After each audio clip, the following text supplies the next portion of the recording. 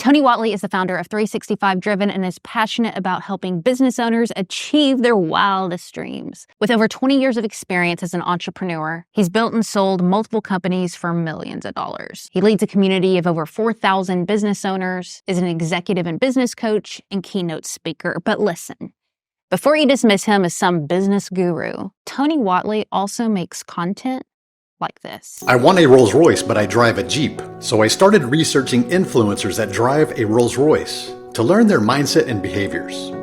I came up with a plan to immerse myself and visualize owning one. At first, it felt uncomfortable to do the Rolls Royce lean, but after a few miles, it started to have a positive effect on me. I began to feel my status increase. I felt like I had more power, more authority. I became obsessed with this feeling.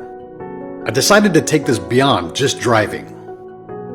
The Rolls-Royce lean made me feel stronger, almost as if I was invincible.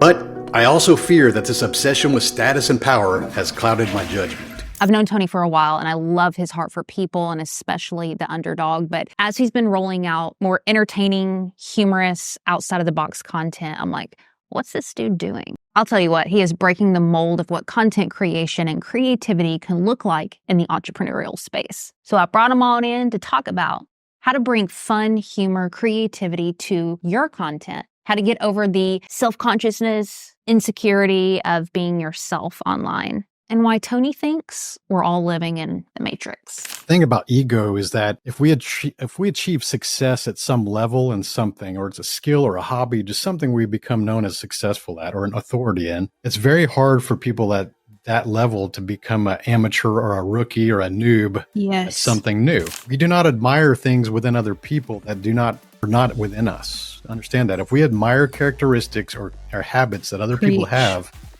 we have that within us. Well, that was the most deep-ass question response I've ever gotten.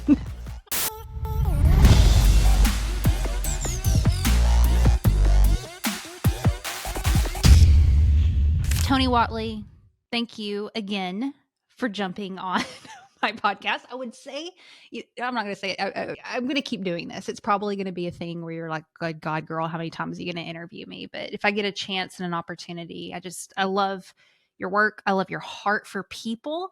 I love that you are breaking the mold from what I see other successful entrepreneurial businessmen do. You don't act like everybody else does, and it just makes you stick out above the noise. I have a bunch of serious ass questions for you and a few weird ones.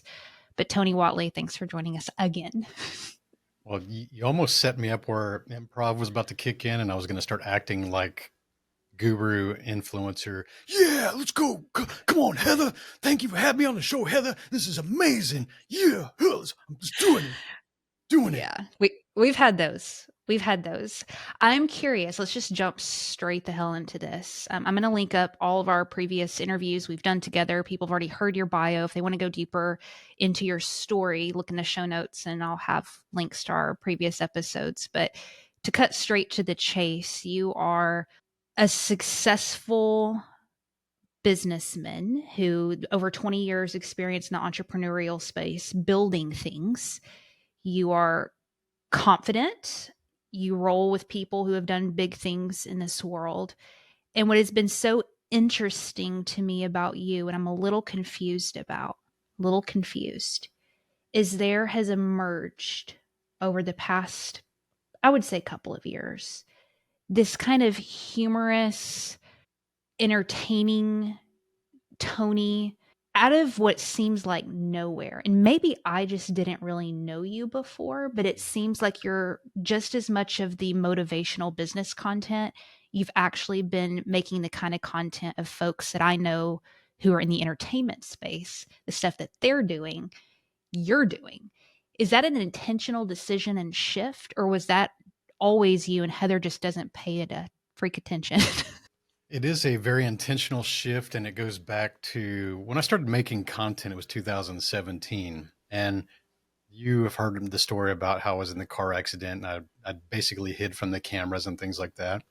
Even when I'm looking at the screen, you can see why. I have vitiligo. I'm covered with white spots, and so my entire life I just hid from the cameras, and I've always been very competitive, and I've always done a lot of things winning in the background and building these companies and hiding behind the company logos. And I never felt comfortable putting myself out there on the spotlight or a microphone or a stage. I was like, that's just not for me. I'll be back here. Because when you grow up with a skin condition that's very prevalent, people are always asking you, what's wrong with you? And I got tired of answering the question. I've always had confidence, but if you didn't know me, like people would always ask, and it kind of got uncomfortable for a while. And so I just figured the best way to not be asked is to not, put myself out there.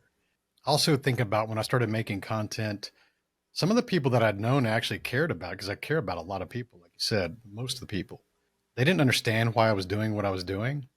And some of them actually kind of came like these little passive aggressive critics and saying like, what are you trying to be, Mm-hmm. Tony Robbins? Like, oh, you want to be a motivational speaker? And I was Uh-huh. like, oh, and I even had one guy that I worked with at a pretty large oil company, like send me a DM and LinkedIn and saying like, you're just trying to become a grifter and take advantage of people and hurt business owners. And the funny thing about this, Heather, is like, he never even knew that I had businesses.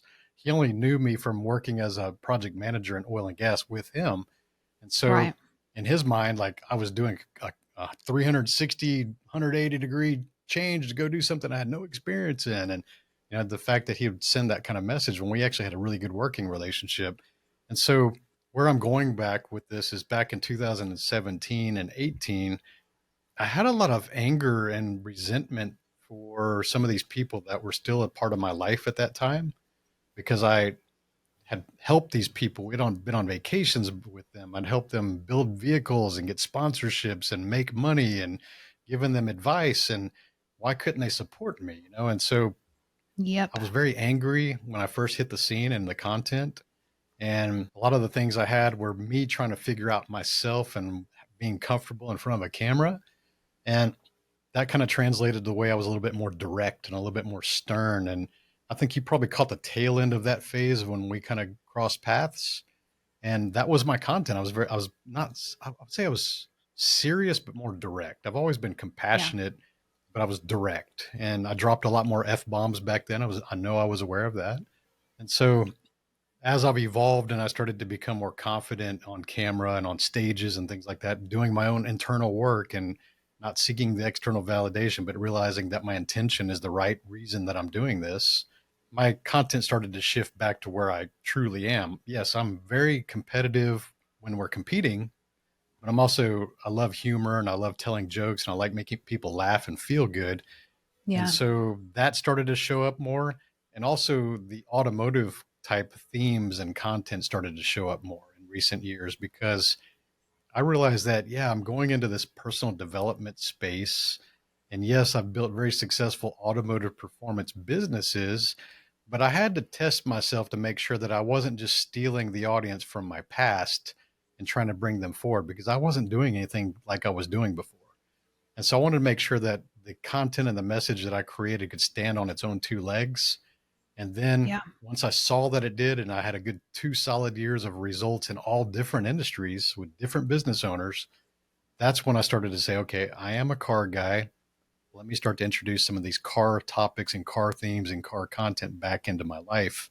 And so those two things did make a shift. Good. I'm glad you brought up kind of the insecurity piece. And I know that's like a regurgitated message in anybody who ever talks about content. But I would argue that when you shift, not putting out content's intimidating, but then when you start leaning into comedy and or any kind of storytelling element, any kind of creative thing, I feel like there's an extra layer there of insecurity that comes in. Because I don't know about you, I feel pretty comfortable kind of in this setting, or I've, talked on stage before and as Heather Parody, and I have never felt so insecure and small and shaking in my girl boots than my first acting class, where there was 8 people there and I had to stand on stage and do a monologue. Like, it was horrible. And I'm like, where's this coming from? I'm a confident woman. Like, 8 people. But that creative side, showing it, there was such a sense of vulnerability in that I never really experienced, even in putting out content. And I'm curious with you if you feel similar to that. And if so, what do you think it is about the creative stuff that's so freaking scary? I used to have stage fright, and I didn't realize that until I stood up in a conference and answered a question to the speaker that was on stage. He made me stand up, and he's like, "Oh, stand up! Hey, get this guy a microphone." The whole thing, 1,000 people. It was an audience that was not mine. I didn't know anybody in that room. It was actually a different industry that I'd came from, and that was the first time I felt real stage fright. And I had all the physiological signs, the cotton mouth. I started getting sweat droplets on the top of my head. Felt like I ate a spicy Mm-hmm. pepper, sweaty Mm-hmm. palms, heart rate was elevated. You could tell. And it had the shaky voice when I was responding to a question, which I had expertise in. But Yep. when I sat down, I was like, wow, I've never experienced that before. And I think that's out of ego because I built a company with 75 people on staff. I'd led engineering teams with hundreds of people and international projects, hundreds of millions of dollars. And I was always confident being the boss, being the leader, and doing the pep rallies and the project kickoff meetings and selling and closing on some very, very big deals, like in the corporate space. But when you start to realize that that's not public speaking skill because that's a captive audience. When you're the Mm. boss or you're the supervisor and you're occasionally having the confidence to say things in front of people, that's not the same thing as trying to be an entertainer. It's trying to help, Yes. people that don't know you, right? Because when people don't know you, they can get up and go take a piss break and leave the room or start looking at their phone if you're not keeping them engaged. So I had to learn those skills. And for me, I think going through Toastmasters early on made me very comfortable with speaking in front of people that I knew because when you go to these Toastmasters meetings, it's largely the same people every week. So you get used to speaking in front of people that you know, and that gives you a little more confidence and support. And so I got used to doing that. But where it shifted again for me is when I did improv school. And that was a whole thing. I know you and I, we can talk about that, but there's a difference between improv and public speaking. 100%. So the Yeah. improv thing for me was difficult because when we're going through a Toastmasters or working with a public speaking coach, we are we are refining our delivery. We're refining ourselves as a character. We understand how we would like to communicate, and we start to build that character. And when you see me on stage, I'm very intense, but I like to keep people on an emotional journey up and down. And so that's the character I was building with public speaking that I still use. That's who I am on stage. The comedy thing is completely different because there's no character building because you're assigned a character as soon as you step onto that stage by whoever's out Yes. there. And so I always Yes. kind of joke about like I've had to play a sexy 85-year-old grandma on stage, how they communicate, how they would walk, how they would interact with other people. And so all that practice you did in public speaking of building your character has nothing to do with improv comedy. Yeah. What principles, I mean, obviously I know you do your sketches, which are awesome. I'll link up your IG, your Facebook in the show notes. What principles in the entertainment space do you wish people would adopt more in content creation? Now, maybe they're not wanting to do what you and I want to do, or we're taking classes and auditioning and doing some crazy stuff.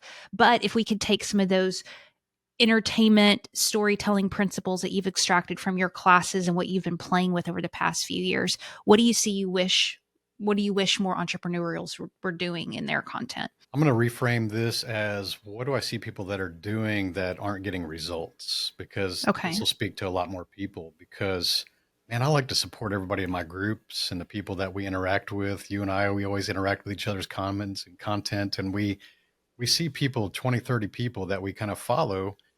And year after year, they're not getting any result. They want to build a personal brand. They're wanting to get on bigger stages. They would like to have a bigger podcast. They're building things in the influencer space, whether that's for personal brand opportunities or maybe to get some notoriety and increase their business. Like there's reasons we do these kind of things. And I see so many people just struggling and they're not really making any traction. They're not getting ahead. And so when you look back, it's because they're not doing that investment in themselves. They're not taking improv comedy to make their comedy on point. They're not learning how to sketch comedy. They're not hiring a speaking coach to help their communication. All these Mhm. different things, like you kind of joked about on our previous recording, your accent, your Southern girl accent, you've actually lost most of that, just like I have. I'm from Texas. In fact, there's a first You time I was think on so? TV. Yes, and first time I was on Really? TV as an interview was 2005. at an automotive event. And that clip, if you hear me, I sound like the biggest Texas redneck ever.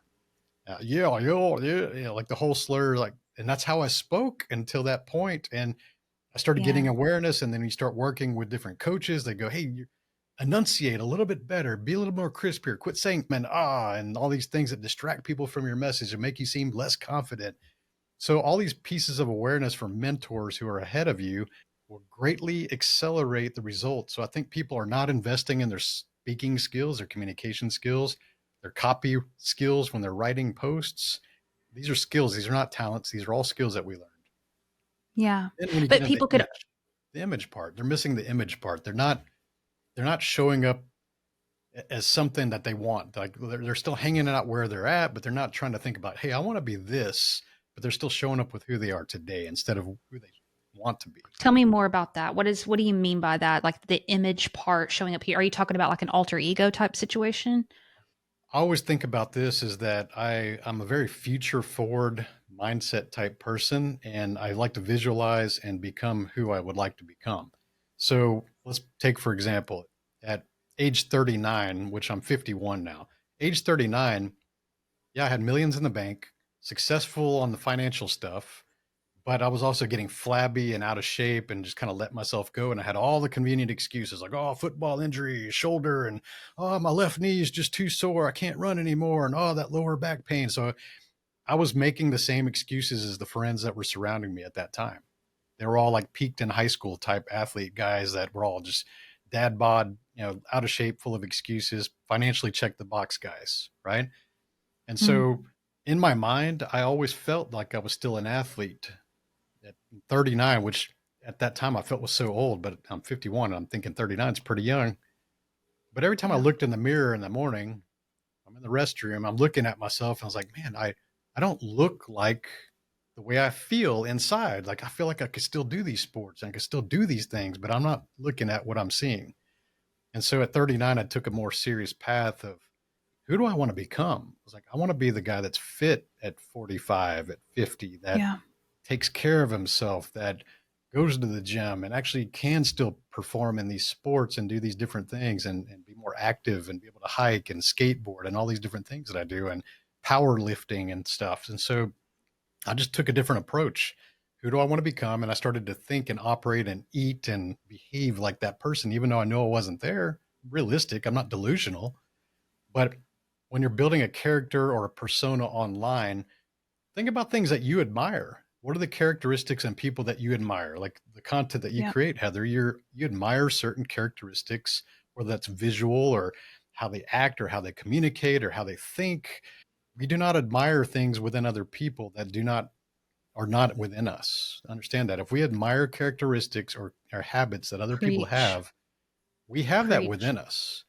It's just we haven't learned to extract that and showcase it yet. So whatever things you're listening to is like you're checking the boxes, like I admire that person for this and I admire that person for that. You have that within you. You just haven't learned to extract it yet. So you have to start thinking about who do I want to become, let's say 3 years from now. Not really long, 3 years from now. How does that person show up in public? How does that Right. person communicate? How does that person dress? If you don't like the way you dress, like change that. That's the easiest thing to change. How do you carry Yes. yourself? What's your confidence level? What's your level of knowledge because you're reading enough content and learning from people to understand things? Like if you can gamify, like that's who I want to become, the paths are already there. Like you know how to get there. You just have to start thinking and acting like that person today, making the decisions, and inevitably you will become that person. I'm curious. I heard you say somewhere else that you grew up around rich kids, but you weren't rich yourself. And the first thing you said that in passing, and the first thing I thought was, well, that's who he rolls with now. Like he's in that crowd now. He is around wealthy folks, and huge theme of your content is getting people to achieve the success that you've experienced. And I'm curious, we talk about this identity piece. What have you learned about the rich, the successful? If we were to look at them objectively, now that you're in that world, what have you learned about those folks that you didn't understand before. And the reason I'm asking this is I think there's a persona, and I know in my mind, if I grew up poor too, of like what it means to be successful in that world, and looking at you and how free you are. You're skateboarding and you're doing sketches and you're fully being seen, and you roll with like some tough dudes who like, well, you know what I mean? And I'm there seems like there's a contrast there, but maybe I'm wrong and I have a prejudice that is incorrect. And I'm curious, now that you're in that world, what is it actually like? Yeah, context for the growing up without money thing. My parents, dad's a Vietnam combat vet. So yeah, after he got out of the Yeah. Marines, he came back to Houston area because that's where his parents lived at the time. So we lived with my grandparents. My mom's a Japanese immigrant, so she came back over with him, with me and my sister. And so they made it a point to get into a very good public school system because they understood the value of education, especially my mom. Like, she didn't get the full education being a woman, baby boomer generation in Japan. They got basically a junior high level education. The boys got Yeah. to go into high school and college. So she always valued education because that wasn't given to her. So they found a good suburb of Houston, which is Friendswood, Texas. It's still one of the top ranked public schools in the entire country. It always does really well in those standardized metrics. And they said, man, that's an expensive place to live, but we'll go just buy a house that we can afford. And I think the first house we lived in was maybe a 1,200 square foot fixer upper that just looked like total crap. But that's how it was. The first three houses I grew up with, in the same school district, we'd get a little bit older. They would sell the first house that we would refurbish ourselves. We're living in these houses and we're stripping carpet. We're pulling off wallpaper. We're four of us, the family, are restoring these houses. We didn't hire contractors. We didn't have money. Did that 3 times. So the first 3 houses were basically what most people would call a flip house. We lived in those and we flipped Right. those as we lived in them. So that's the kind of neighborhood that I grew up in. It was always the crappiest house in the crappiest neighborhood. We just get a little bit bigger one down the block. Right. But I'm surrounded by these people who are upper middle class generally in the school district. And in fact, like, to give you an idea, the high school, the parking lot for the students was all these brand new fancy cars. Back then it was Mustang GTs and IROC Camaros and Corvettes. Like, the student lot was fancier than the faculty lot by far. It wasn't even a comparison. So that kind of gives you an idea. Like, the kids have nicer cars than the faculty. Yeah. Like, that's how it Yeah. was. And I never had any resentment for that, but it kind of motivated me to realize like there was more to life. And I remember being a kid riding my bicycle around at these big fancy neighborhoods that were just a couple miles away. And I would pause and look at some of these houses, Heather, and they were so big and they always had extra cars in the driveway. And so that allowed me to realize that this actually exists. It wasn't just something I saw on TV. It's like, it's right there. Like, something had to happen for that to be a result. And the houses I grew up with at the time had 2 windows on the front. One was in my sister's bedroom, so I couldn't go in that one. The other one was the front window of the house. So I had 2 windows in the front of the house. And I remember standing in that front window watching my sister get on the bus when I was too young to get on, and just waving at her out the window. And when I started to see these big houses that had all these windows, I imagined myself running through that house and getting a different view out of all these different windows. That's how small I was thinking. I was like, I would just like to see what it looks like to look out of that window, and then that window, and that window. Mhm. And so I always was around the kids, and I knew that the kids weren't the rich ones. It was the parents. And so I Right. was always curious, and I would go to dinners or birthday parties or sleepovers, and I would always ask the parents sincerely, what do you do for a living? Not how much money do you make? Because that was pretty obvious that they were making more than we were. But I would ask, what did you do for a living? What do you do for a living? And I started to realize even early on that 9 out of 10 of those people that were wealthy or business owners, they weren't working for somebody else. I was like, oh, and I started to figure that out even when I was in high school. And so I realized, like, man, I'm never going to get rich working for somebody. I need to go create a business. I don't know what that means, but I'll figure it out later. Right. So you asked the question, what do I learn now kind of being in that circle? I think that there's a lot of successful people who have not stepped into personal development space. And I'm speaking as someone who did this. I sold my first company. I was 34. I was relatively young. I wasn't all in on personal development. I'd read some books, and, I became a multi-millionaire, and it sounds like douchey to say that. I became that kind of just operating and doing things the right way. I didn't understand that I was doing things the right way. I just had a guiding principle to do things the right way. I never want to half-ass things. Even though it was a side business, I treated it like a legit business, and I did the right things, and I adopted systems and processes and leadership and core values and things that we had borrowed from the corporate world. And so I didn't understand the company was worth that much. It sold for millions. And I was like, oh, that was a life-changing thing. But I didn't have all the knowledge of why. I didn't understand why the company is worth that much. It just got bought by a private equity company. And so here I am, financially checked the box. And like I said, my mid 30s, I let myself go, and I was, buying fancier shit than I probably should have because I felt insecure about things and I wanted to validate myself and prove that I did something and accomplished it. New money behaviors. And what I learned now is that there's so many people that have checked one of the boxes in life, like the basis of my show: wealth, health, mindset, relationships, those four cornerstones. Most people have checked one of those boxes very well. Maybe they got an amazing relationship, but they're broke and they're unhealthy. Or maybe they're just rich and they're terrible relationship and their health is bad. Like there's always this four-legged table, they're missing a couple legs. Yes, the crowd that I run with now, I'm very aware that I want all four of those legs checked off, but it wasn't always that way. And I realize that even though I'm running with a crowd that's got all four legs checked off, they're a very small percentage of reality out there. Very small. I'd say less than 1% of the people out there. So there's a lot of financially successful people who are just as insecure as everybody else about what they're missing, and they don't have the confidence to talk about that, and they too much of an ego to hire someone to help them fix those other three legs. And so they just have more money. That's the only box they checked off. I'm going to press in even more because the reason I asked you that is when you think about shifting your identity from what the cards you've been handed to this ideal self that you want to be, the deliberate intention and focus it takes to get that.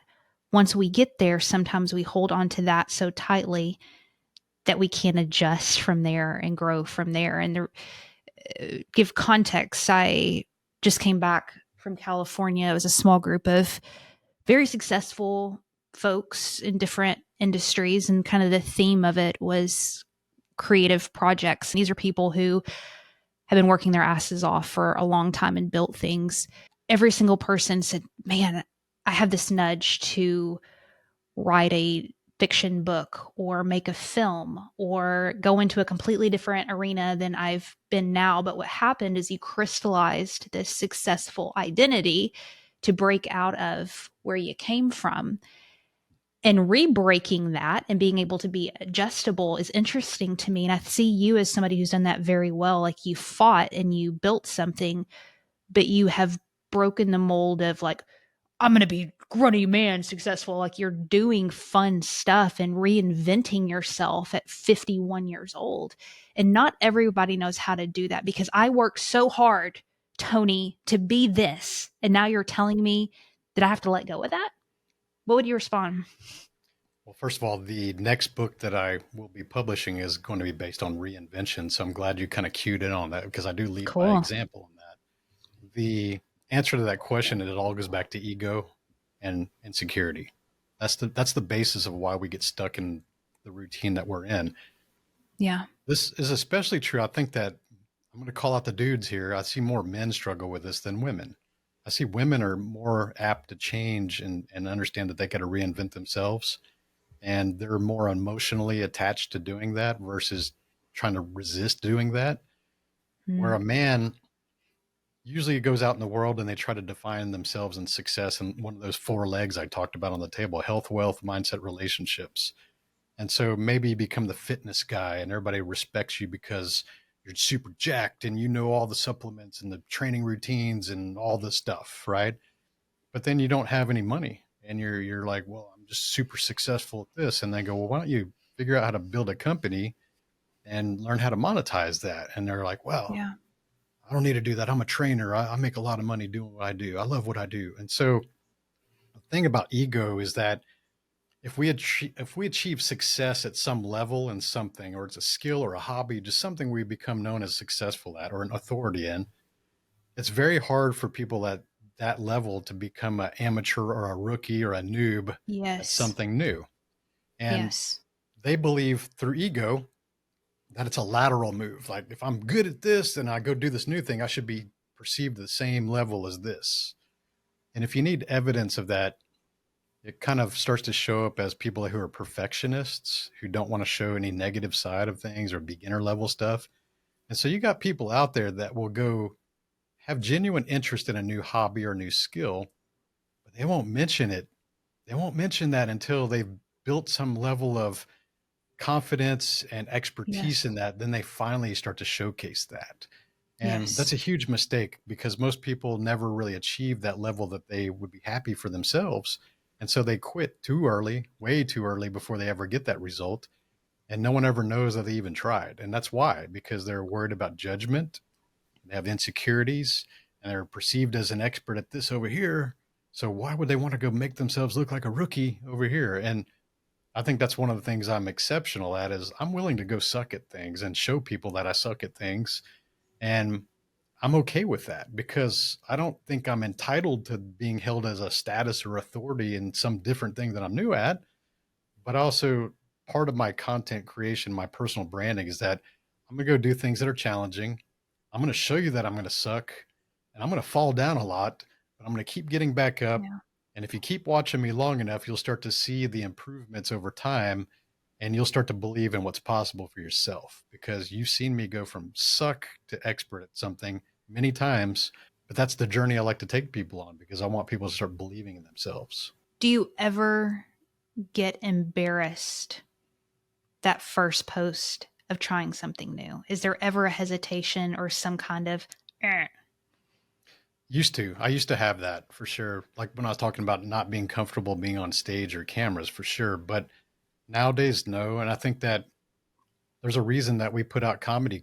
You and I put out comedy. We've become okay being laughed at. Like it's funny. I mean, some of the best stuff out there is just blooper reels and the things that get cut out of movies. But be Right. okay being laughed at. I think if you take yourself too seriously, that's where your ego kind of puts the guard up. Like, I'm super serious, successful guy. I can't be laughed at. I got to take myself super serious all the time. And guys, if you're Right. acting like that, people are laughing at you just behind your back.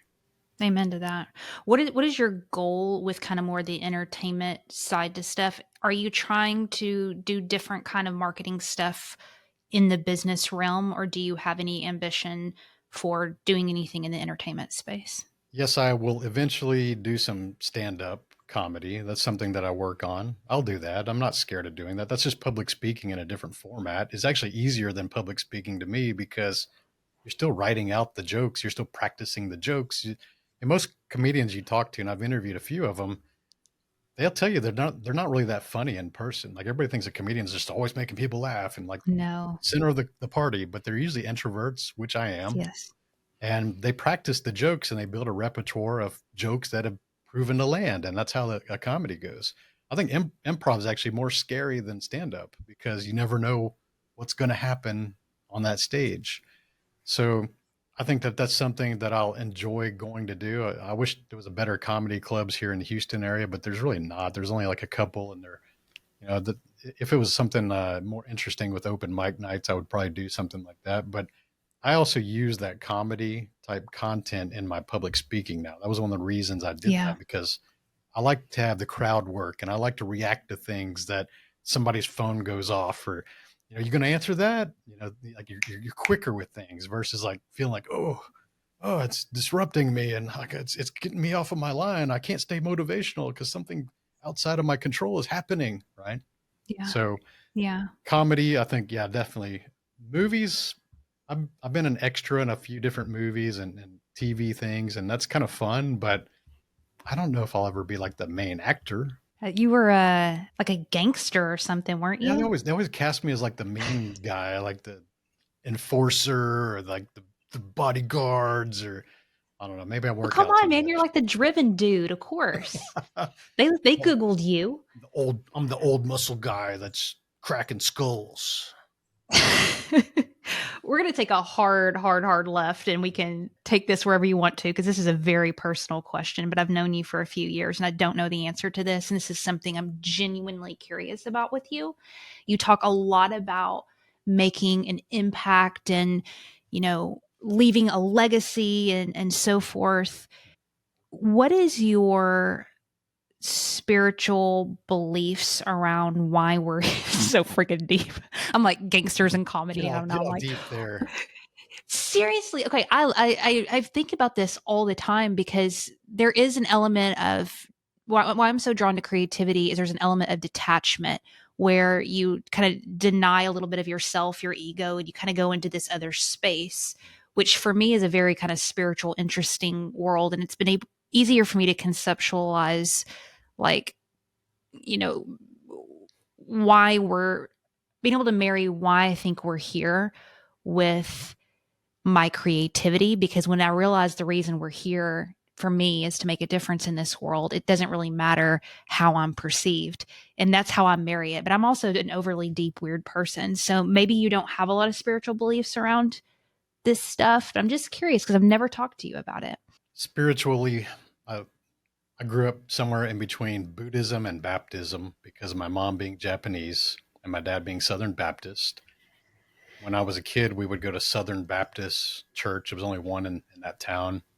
And I listened to the sermons on hell and damnation and that every other form of religion is going to hell if they're not Baptist. Like they were very Right. strict back then. This is in the Totally. 80s, right? And so I also learned back then that small town churches are kind of rife with just a lot of corruption. Mm. We saw the main minister back then just doing a lot of things that were kind of shady or things that we would just disagree with. Yep. And my dad was aware of that, and he started to realize, like, we're just going to pull back from this church. He goes, like, we enjoyed Sunday school and things like that as kids, but as we kind of got in the junior high and early high school age, he kind of said, you can go if you want to. We're not forcing you, because he started realizing, like, there's a lot of corruption in this kind of stuff, right? And I still think the Bible is the best personal development book that's ever been written by man. And I think that it contains a lot of things that are based on positive core values and reading people and learning how to navigate your life. I enjoy the story aspect because as a kid, you're learning things through stories and you remember the stories. And Totally. I don't think of these things as a lot of realistic happenings. And one of the things, me being kind of a maverick and kind of a rebel, even as a kid, is I would question things that happened in the Bible that were stories. And I hated the answer of, well, you shouldn't question the Bible.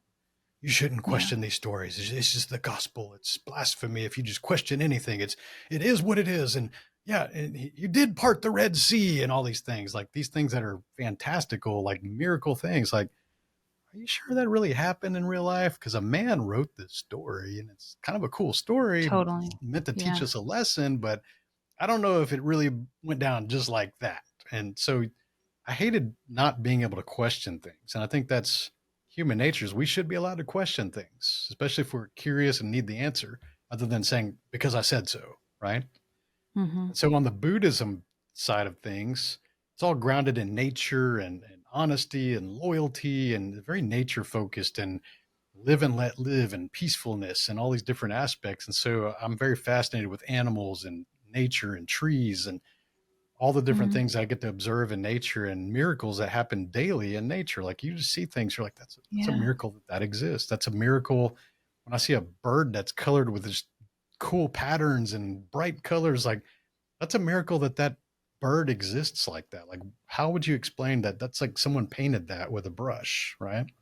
Mm. And so I've kind of always kind of in between of those kind of things. And yeah, I used to work offshore. I'd bring the Bible, I'd read things in scripture, but I don't feel confident enough to quote Bible verses like out of memory. Yeah. And so I kind of Yeah. stay out of that lane.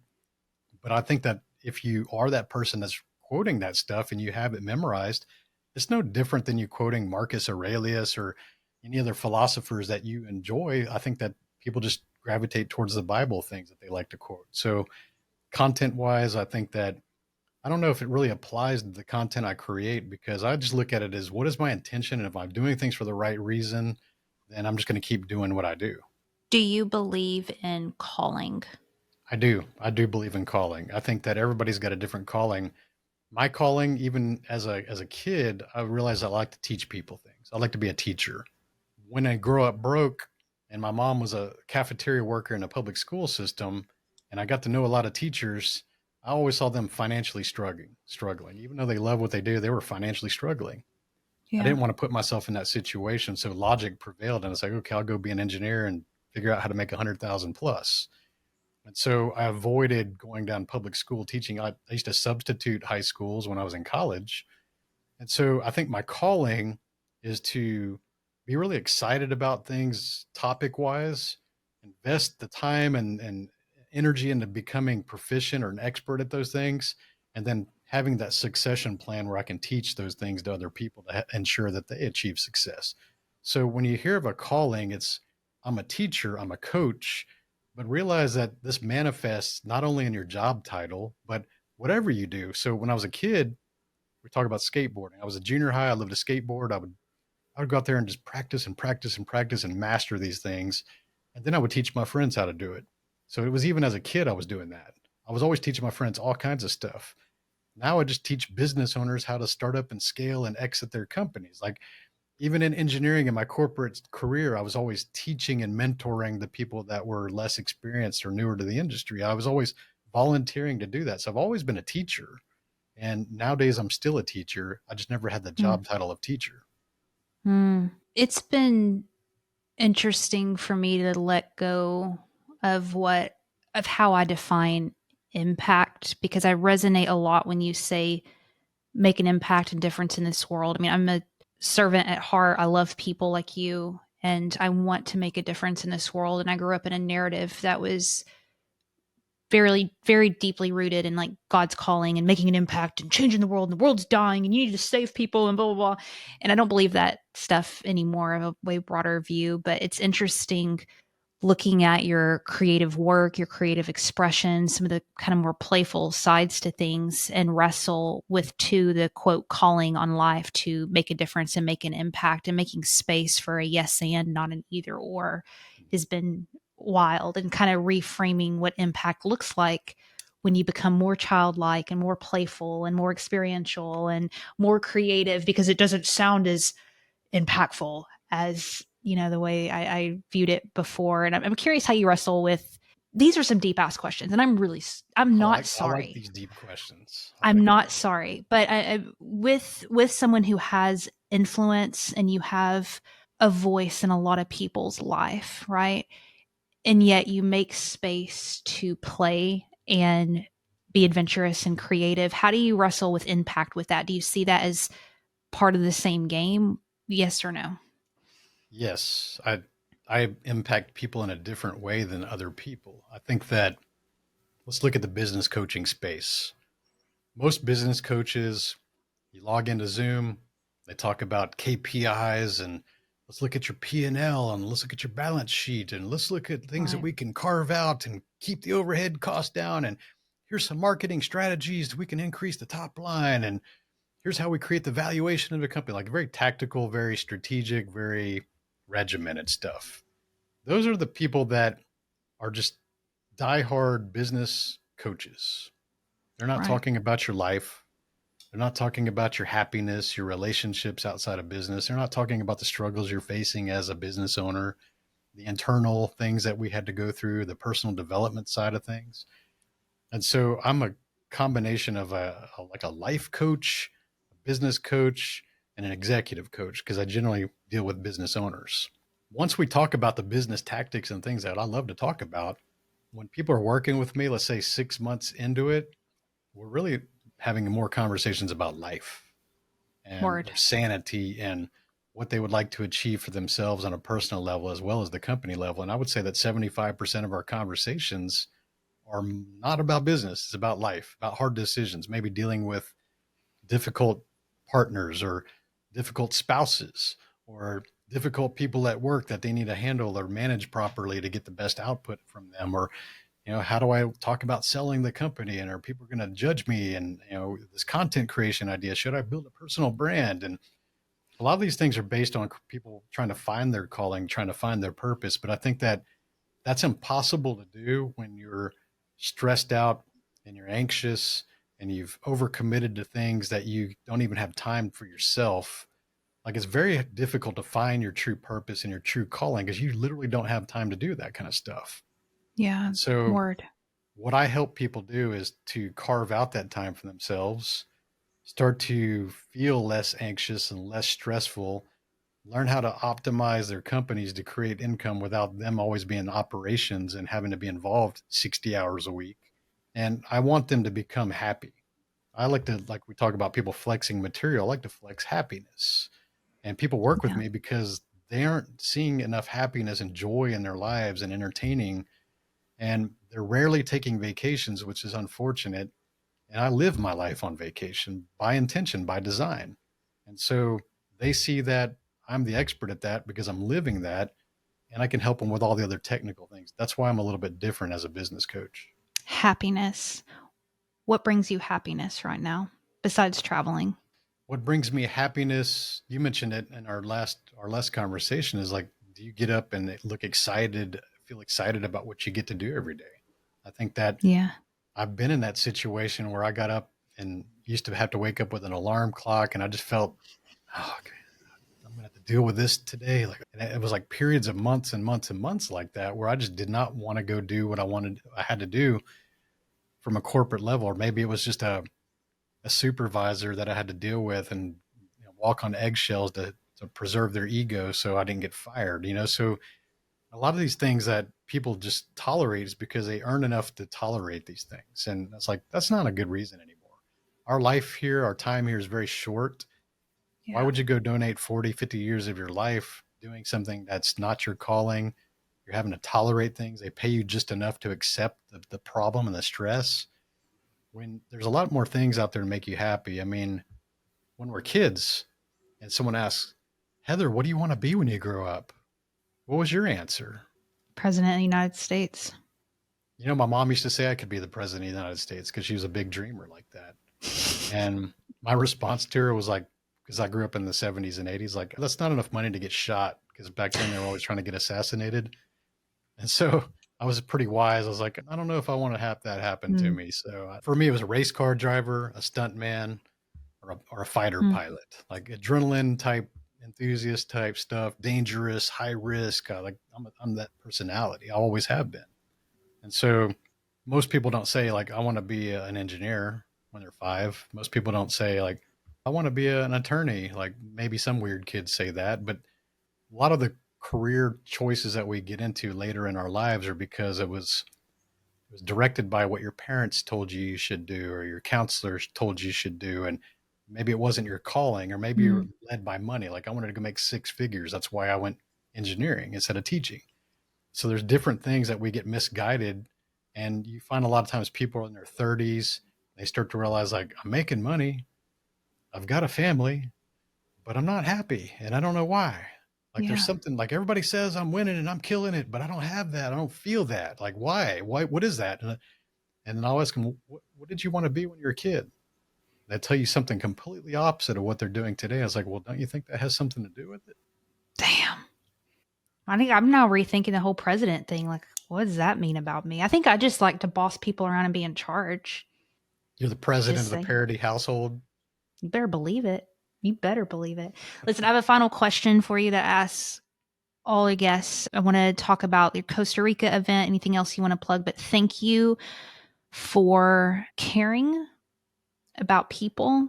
Thank you for being transparent and vulnerable and practicing what you preach. I've said it a million times and I'll say it over and over again. I don't see a lot of men in your position who have the confidence to do what you do. And it's refreshing and interesting.